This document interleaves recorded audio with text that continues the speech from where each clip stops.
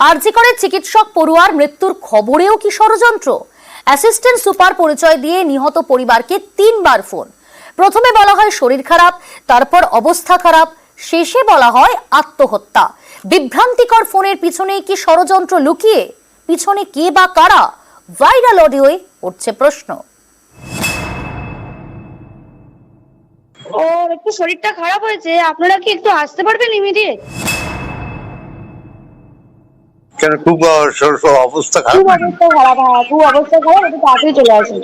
কি হয়েছে না সেটা বলো না। ওটা তো ডাক্তার বলবে, আপনি একটু তাড়াতাড়ি চলে আসুন এখানে। আপনি কে বলছেন বলুন তো? আমি অ্যাসিস্ট্যান্ট সুপার বলছি, আমি ডাক্তার বলছি না। উনি সুসাইড করেছেন হয়তো, বা কিছু মারা গেছেন। অ্যাসিস্ট্যান্ট সুপার পরিচয় দিয়ে ফোন করা হয় আরজি করে ডাক্তারি পড়ুয়ার বাড়িতে। প্রথমে বলা হয় শরীর খারাপ, তারপরে অবস্থা খারাপ, শেষমেশ বলা হয় আত্মহত্যা। এই অডিও ভাইরাল, যা শুনে অনেকেরই প্রশ্ন, ডাক্তারি পড়ুয়ার মৃত্যুর খবরেও কি তাহলে ষড়যন্ত্র? মেয়েটা এতদিন ধরে যে স্বপ্ন নিয়ে এগিয়েছিল সব তো ধুয়ে মুছে সাফ হয়ে গেছে, কিছুই তো নেই। আর আজকেও সেই বৃহস্পতিবার, যে বৃহস্পতিবারে মেয়েটা আমার ঘর থেকে বেরিয়ে গেছিল, আর সে ফিরে আসেনি।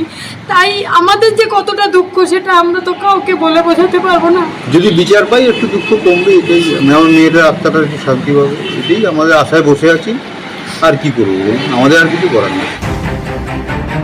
গত 9 আগস্ট সকালে আরজি করে চেস্ট মেডিসিন বিভাগের মহিলা চিকিৎসকের দেহ উদ্ধার হয়। খুন ধর্ষণের ঘটনার অভিযোগের তদন্ত করছে সিবিআই। এরই মাঝে বৃহস্পতিবার প্রকাশ্যে নিহত পরিবারের সঙ্গে এক মহিলার কথোপকথনের অডিও।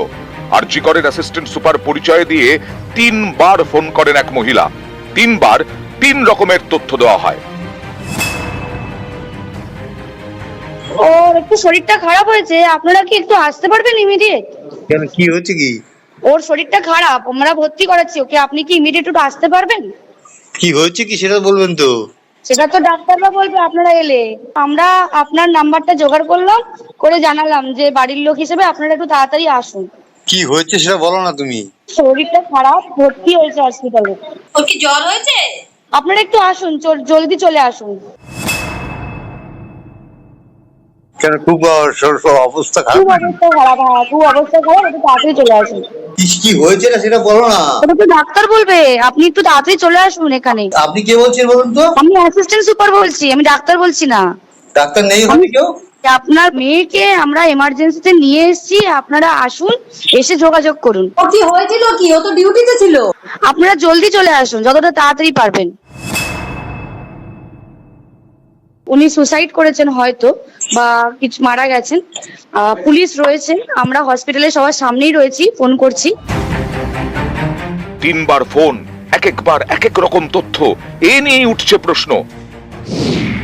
নিহত ডাক্তারি পড়ুয়ার বাড়িতে এমন বিভ্রান্তিকর ফোনের পেছনে কি রকম ষড়যন্ত্র? মৃত্যুর খবরে ষড়যন্ত্রের পেছনে কে বা কারা? যেটাই হয়ে থাক না কেন, শুরুর দিকে যে কলেজ অ্যাডমিনিস্ট্রেশন ঘটনাটিকে লঘু করার চেষ্টা করেছে, কিছুটা ধামাচাপা দেওয়ার চেষ্টা করেছে, এটা তো আজকে সামনে চলে এসছে।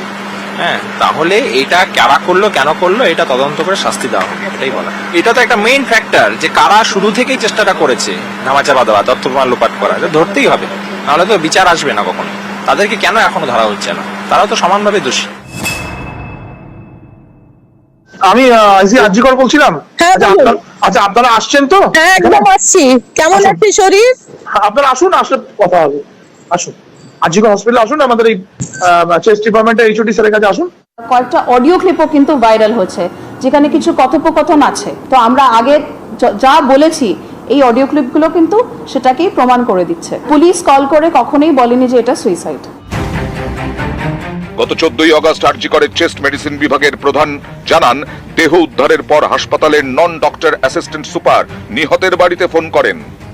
যে ফোনটা করা ছিল পরিবারের লোককে, এটা অ্যাসিস্ট্যান্ট সুপার ফোন করেছিল। অ্যাসিস্ট্যান্ট সুপার, এই একজনটা কে? অ্যাসিস্ট্যান্ট সুপার, তার নামটা বোধহয় কুশোদের সুচরিতা। আপনারা কখন জানতে পারলেন? সকাল 10:53 এখান থেকে ফোন করা হয়েছে অসুস্থ আছে। তারপরে আমরা বেরিয়ে আসছি, তখন আমরা বারবার ফোনে চাপতে বলে সুইসাইড করেছি। আমরা এখন বলেছি মুখ দিয়ে রক্ত বেরিয়ে গেছে। অ্যাসিস্ট্যান্ট সুপারই কি ফোন করে বিভ্রান্তিকর তথ্য দিয়েছিলেন? কিন্তু কেন? এর পেছনে কি রকম ষড়যন্ত্র, কে বা কারা রয়েছেন এর পেছনে, উত্তর খুঁজছেন তদন্তকারীরা। নিউজ 18 বাংলা।